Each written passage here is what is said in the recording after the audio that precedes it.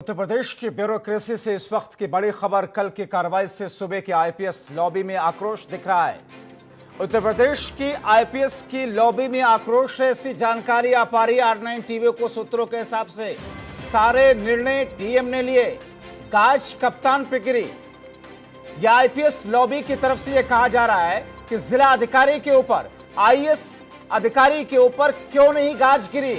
सीधा सा सवाल अब आईपीएस अधिकारी भी ये उठा रहे हैं कि डीएम की हर बात पुलिस ने मानी, फिर भी कप्तान क्यों न पे। एसपी, डीएसपी, इंस्पेक्टर बली का बकरा क्यों बने, डीएम क्यों बच गए। यही सवाल हम भी उठा रहे हैं। हम भी सुबह से यही पूछ रहे हैं जिस वक्त यह कार्रवाई की गई कि वहां के पुलिस महकमे के एसआई से लेकर, सब इंस्पेक्टर से लेकर, कांस्टेबल से लेकर, वहां के इंस्पेक्टर से लेकर के, वहां के एसपी से लेकर के, डीएसपी से लेकर के 8 पुलिस कर्मियों पर, पुलिस अधिकारियों पर कार्रवाई होती है, मगर हाथरस के जिला अधिकारी के ऊपर में कार्रवाई क्यों नहीं की गई। यह सवाल हम बार बार उठा रहे हैं और बीते 3 दिनों से इस सवाल को पूछ रहे हैं, जब से डीएम के ऊपर परिवार वालों ने आरोप लगाया, मगर अभी तक कार्रवाई नहीं हुई है। आखिर कौन है जो जिला अधिकारी को बचाने की कोशिश कर रहा है। और इस वक्त उत्तर प्रदेश के आईपीएस लॉबी की तरफ से यही आरोप लगा कि हर फैसला, हर निर्णय जिलाधिकारी ने लिया। हर निर्णय जिलाधिकारी लेते हुए कहते हैं कि ये कीजिए, पुलिस महकमे ने उसको किया, अमल दरामद किया, मगर अधिकारियों को क्यों इसमें बचाने की कोशिश की गई। सिर्फ पुलिस अधिकारियों को क्यों नापा गया, जिला अधिकारी को जिम्मेदार क्यों नहीं बनाया गया। हमारे सहयोगी गगन मिश्रा हमारे साथ फोनलाइन के जरिए जुड़े हुए हैं। गगन, बहुत स्वाभाविक सवाल है उत्तर प्रदेश की आईपीएस लॉबी का। जिला अधिकारी ने सारे फैसले लिए, गाजगिरी पुलिस महकमे के ऊपर।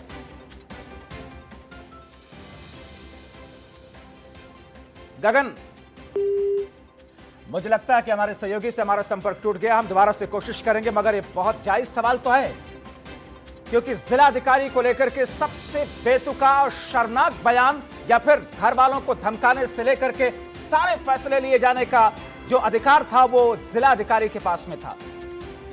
जिला के मुखिया प्रवीण कुमार बेशर्मी के साथ एक कहते हुए सुने गए उस घर वाले से कि क्या आपकी बेटी कोरोना से मरती तो इतना मुआवजा मिलता, आपको नौकरी दे दी, आपके खाते में 25 लाख रुपए डाल दिए, अब तो खामोश हो जाओ। यह अंदाज था जिलाधिकारी का, और अभी तक जिलाधिकारी बचे हुए हैं। और दूसरी बात, जिलाधिकारी का आज पता ही नहीं कि है कहां पर वो, ना अपने वो दफ्तर में देखे गए, ना ही अपने घर पर हैं। तो जिलाधिकारी हैं कहां, किससे मुलाकात कर रहे हैं। हमारे सहयोगी गगन मिश्रा हमारे साथ फोनलाइन के जरिए जुड़े हुए हैं। गगन, आईपीएस लॉबी अगर सवाल उठा रही है कि सारे फैसले जिलाधिकारी ने लिए, तो सिर्फ पुलिस महकमे के अधिकारियों के खिलाफ कार्रवाई क्यों। बहुत वाजिब सवाल है।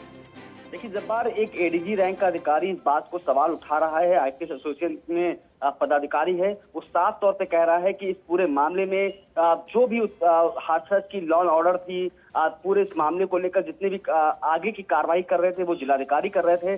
जिलाधिकारी के ही आदेश से पूरी बैरिकेडिंग लगाई, जिलाधिकारी के आदेश से रात को युवती मृतक पीड़िता का बॉडी जलाई गई। जिलाधिकारी के आदेश पर अब वहां पर पुलिस जाती है, किलेबंदी करती है, जिलाधिकारी ही पीड़ित के परिवार को धमकी देता है। तो आखिरकार सिर्फ कप्तान को क्यों निलंबित किया गया है, जिलाधिकारी को निलंबित क्यों नहीं किया गया है। और दूसरी बात, जब बात ये आज सिर्फ इस हाथरस मामले से नहीं, पिछले योगी सरकार के दौरान 15 आईपीएस अधिकारियों पर गाज गिर चुकी है, और इसी को लेकर धीरे धीरे ये आग सुलग रही थी। और हाथरस में जिस तरह से विक्रांत वीर को निलंबित किया गया है, उस पर आईपीएस एसोसिएशन में काफी नाराजगी है।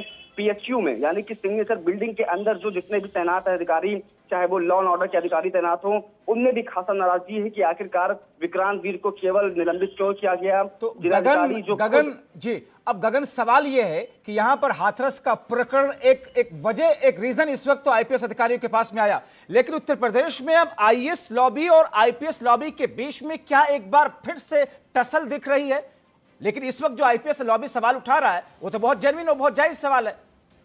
जब बात समझने की कोशिश करिए कि योगी सरकार से पहले जितनी भी सरकारें हुआ करती थी, चाहे वो विजिलेंस जांच हो, ईओडब्ल्यू जांच हो, सीबीआई की जांच हो, किसी भी कोई भी एजेंसी जांच करती थी, ज्यादातर जांचें आईएएस अधिकारियों के खिलाफ हुआ करती थी, क्योंकि आईपीएस अधिकारी की जिम्मेदारी लॉ एंड ऑर्डर की होती है। अगर कोई कमी होती है तो उसको निलंबित कर दिया जाता है। लेकिन योगी सरकार के दौरान लगातार बैक टू बैक जिस तरह से आईपीएस अधिकारियों को निलंबित किया जा रहा है, उनके ऊपर मुकदमेबाजी हो रही है, आईएएस अधिकारी साफ साफ पे बचे जा रहे हैं। तो दोनों एसोसिएशन आमने सामने हैं कि जो आईएएस अधिकारी लखनऊ और नोएडा को छोड़ दिया जाए तो बाकी जिलों में आईएएस अधिकारी महत्व रखता है, महत्वपूर्ण एक पदाधिकारी होता है एक जिला का एसपी भी कभी ऐसे कई मौकों पर जिलाधिकारी के ही ऑर्डर्स को फॉलो करता है। तो आखिरकार सिर्फ कप्तानों को ही क्यों टारगेट किया जा रहा है?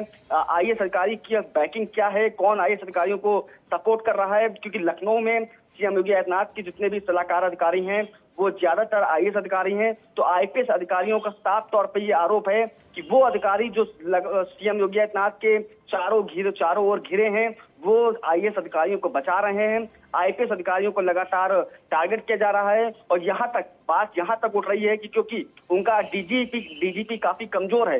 डीजीपी अपने आईएएस अधिकारियों एक को बहुत बड़ी खबर से आप पर्दा हटा रहे हैं कि जो अंदर के तथ्य हैं, अंदर खाने जो चीजें चल रही है आईएएस और आईपीएस अधिकारियों की लॉबी के बीच में इस वक्त जो कुछ चल रहा है, कहीं ना कहीं टकराव की स्थिति दोनों लॉबियों के बीच में आ रही है। लेकिन गगन, क्या ये माना जाए, आप अपनी बात भी पूरी कीजिएगा, साथ में सवाल का जवाब भी दीजिएगा, क्या ये माना जाए कि अब जिलाधिकारी के खिलाफ में अब आईपीएस लॉबी ने भी अगर दबाव बनाया है, दबाव नहीं बनाया बल्कि मैं ये कहूंगा कि अपनी बात उन्होंने रखी है, तो अब जिलाधिकारी भी नपेंगे?